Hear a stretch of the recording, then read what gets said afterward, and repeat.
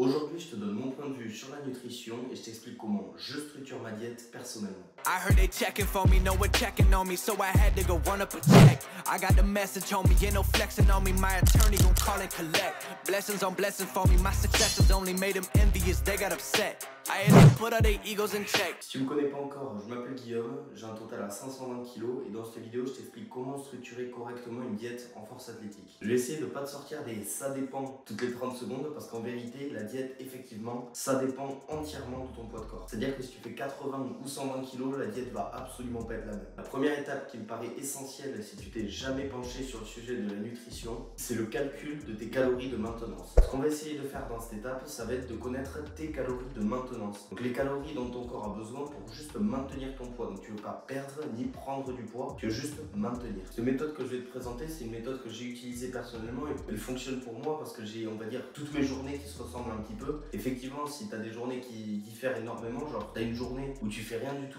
et la journée d'après tu t'entraînes comme jamais, forcément la dépense calorique va pas être la même et ça va être assez compliqué d'avoir une mesure qui est précise. La première chose à faire, c'est de manger le même nombre de calories tous les jours pendant 7 jours. Une fois que tu es à la fin de la semaine, ce qui se passe, c'est que tu prends le poids individuellement de chaque jour, tu l'additionnes et tu le divises par 7. Pourquoi par 7? Parce que c'est le nombre de jours dans la semaine. Et ça te donne, on va dire, ton poids moyen sur la semaine. Ensuite, tu vas refaire exactement la même chose sur ta deuxième semaine. Donc tu manges de nouveau exactement le même nombre de calories. Là, cette fois, tu refais exactement le même calcul que sur la première semaine. Et donc là, tu as deux valeurs. Tu as ta première moyenne de ta première semaine et la deuxième moyenne de ta deuxième semaine. Donc maintenant, ce que tu vas pouvoir faire, c'est comparer. Et c'est ça qui est très intéressant, c'est que si sur ta première semaine, par exemple, tu étais à 74, sur ta deuxième semaine, tu es à 75, et tu sais que tu as pris 1 kg. Donc tu sais qu'en fait, les calories que tu as mangées, elles t'ont fait prendre 1 kg. Donc tu vas pouvoir peut-être un petit peu les baisser si tu veux revenir sur un truc de maintenance. Et au contraire, si tu veux prendre du poids, tu vas pouvoir un peu les monter. Donc ce que ça veut dire, c'est que en général, même si tu veux faire une prise de masse, tu veux un petit peu réduire tes calories. Parce que prendre 1 kg par semaine, c'est vraiment un truc qui est excessif. Et à l'inverse, si tu veux maintenir ton poids, ce que tu vas faire, c'est que tu vas encore réduire les calories et refaire exactement le même schéma qu'on a fait avant. Donc c'est-à-dire que tu manges exactement la même chose sur une semaine, tu prends le poids moyen et tout. Et en fait, à chaque fois, tu vas pouvoir comparer. Évidemment, cette stratégie, elle fonctionne, mais il faut que tu sois absolument sûr à 100% que tu es discipliné et constant 7 jours sur 7, 24 heures sur 24. Tu peux pas te permettre de faire 5 jours et le week-end c'est tranquille ou quoi, parce qu'en fait ça va complètement fausser les résultats. Parce que par définition, tu calcules sur 7 jours. Moi, ce que je te conseille, une fois que tu as trouvé tes calories de maintenance, c'est de rajouter à peu près 300 calories. Donc comme ça, tu es assez safe parce que c'est pas 1000 calories, c'est pas énorme, ça va pas te faire prendre 2 kg par semaine. Et t'es pas non plus à 100 calories où tu vas même pas voir une différence. Tu fais 300 calories, ça te fait quand même 2100 calories de plus par semaine. Donc c'est quand même un nombre assez conséquent. Ce qui est intéressant avec ça, c'est que vu que c'est un petit surplus calorique, tu vas pas avoir énormément de gras non plus. Mais évidemment, tu vas quand même avoir beaucoup plus d'énergie et beaucoup plus de force pour tes entraînements. Après, évidemment, si tu veux vraiment aller chercher le maximum de force que tu puisses aller chercher ou quoi que ce soit, forcément, il va falloir monter énormément. C'est pas pour rien que les mecs qui sont les plus forts au monde sont les plus lourds au monde. C'est qu'il y a une relation directe entre le poids et la force que tu vas pouvoir transmettre. Maintenant, on passe à la répartition des macronutriments sur ta journée. Donc moi, ce que je te recommande déjà, c'est les lipides, de les manger le plus loin possible de ton entraînement. Tu veux pas les manger autour de l'entraînement parce qu'en fait, ils ralentissent l'absorption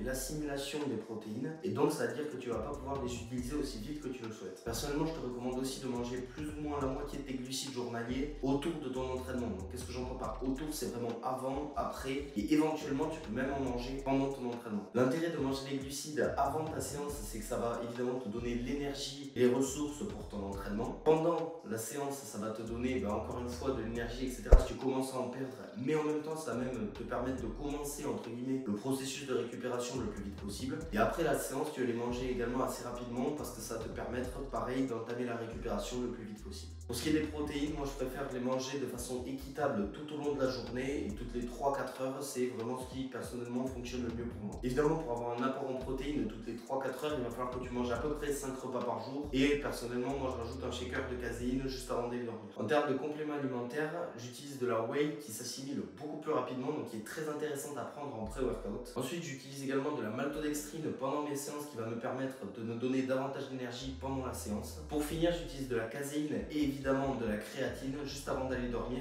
Ça me permet de prendre davantage de force et davantage de muscles pendant la nuit. Maintenant, je vais te donner quelques conseils qui vont te permettre de manger davantage de calories si tu as du mal à les manger parce que crois-moi, je suis passé par là et je sais que c'est extrêmement dur.